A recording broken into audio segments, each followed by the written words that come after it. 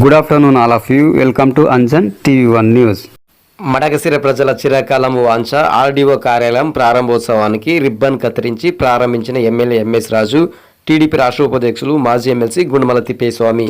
ఆంధ్రప్రదేశ్ శ్రీ సత్యసాయి జిల్లా మడకశిర నియోజకవర్గం మడకశిర పట్టణం నందు ప్రజలకు మరింత మెరుగ్గా ఆర్డీఓ కార్యాలయంలో సేవలు అందించడానికి మడకశిర ప్రజల చిరకాలం వాంఛ ఆర్డీఓ కార్యాలయం ప్రారంభోత్సవానికి ఎమ్మెల్యే ఎంఎస్ రాజు, టీడీపీ రాష్ట్ర ఉపాధ్యక్షులు మాజీ ఎమ్మెల్సీ గుండుమల తిప్పేస్వామి రిబ్బన్ కత్తిరించి భారీ ఘనంగా ఆర్డీఓ కార్యాలయాన్ని ప్రారంభించడం జరిగింది.